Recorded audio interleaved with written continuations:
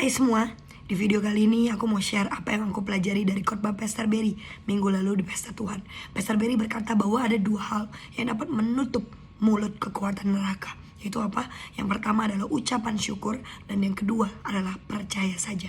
Tapi kita harus tahu, dan kita mungkin juga sadar bahwa kedua hal yang terdengarnya sederhana ini somehow ketika kita jalanin itu adalah hal yang sangat sulit untuk kita lewati. Terdengarnya sederhana, tapi untuk kita praktek itu sangat amat sulit gitu. Tapi dua hal yang sepertinya sederhana ini dapat menutup kekuatan neraka dalam hidup kita. Pastor Berry berkata bahwa di poin yang pertama, di ucapan syukur, Satan itu sangat desperate dengan orang-orang yang penuh dengan ucapan syukur. Bayangin, ketika kita lagi menghadapi yang namanya hantaman, lagi menghadapi yang namanya valley, yang lagi mengalami yang namanya mungkin gunung yang tinggi, masalah yang bertubi-tubi. Tapi kalau kita penuh dengan ucapan syukur, sepertinya iblis tuh gak ada celah di dalam hidup kita, buat kita masuk di dalam hidup kita. Bagaimana kita tuh bisa yang namanya dihancurkan dalam tanda kutip. Padahal iblis udah bertubi-tubi memberikan kita tuh begitu banyak masalah, begitu banyak gunung di depan mata kita, giant di depan mata kita. Tapi somehow karena ucapan syukur itu membuat iblis tuh speechless sama hidup kita. Kenapa? Karena gak ada celah lagi dimana iblis tuh bisa masuk dan membuat kita tuh tanda kutip menjauhi Tuhan kita. Itu yang Tuhan mau dimiliki oleh setiap anak-anak Tuhan. Itu apa? Ucapan syukur. Karena dengan ucapan syukur itu dapat membuat setiap iblis itu bungkam di dalam hidup setiap kita. Jadi kita harus belajar.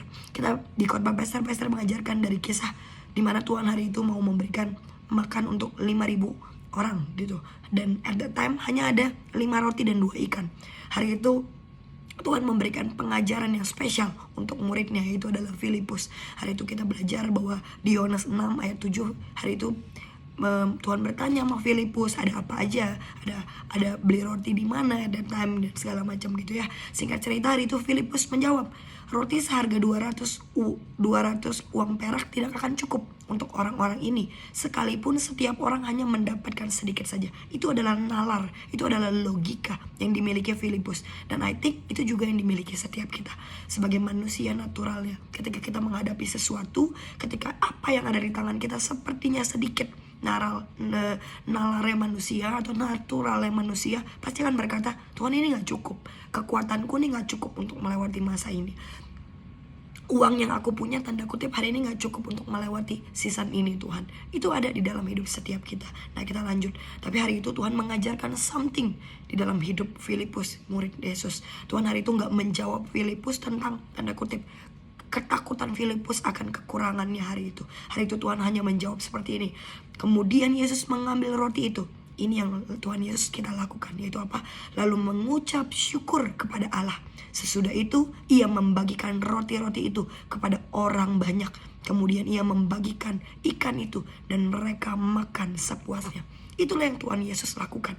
Tuhan sudah menjadi teladan di dalam hidup kita, bahwa lewat ucapan syukur, bahwa lewat satu tindakan yaitu ucapan syukur, ternyata itu dapat membuka satu pintu yang kita pikir bahwa gak mungkin bisa, gak mungkin, itu adalah mustahil. Tapi hanya karena satu ucapan syukur yang sungguh-sungguh kita miliki, itu dapat membuka satu pintu yang kita pikir gak mungkin terjadi. Dan akhirnya semua menjadi lebih dari cukup, bahkan berlebih.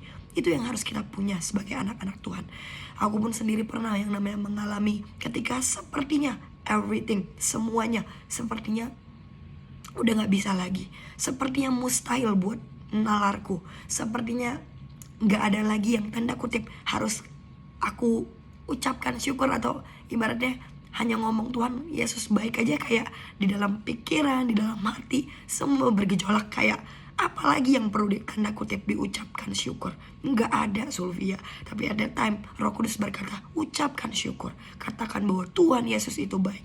Dan ketika itu keluar dari mulutku, ada something yang klik di dalam rohku, bahwa Tuhan mencukupkan. Tuhan seperti membuka something yang begitu luar biasa.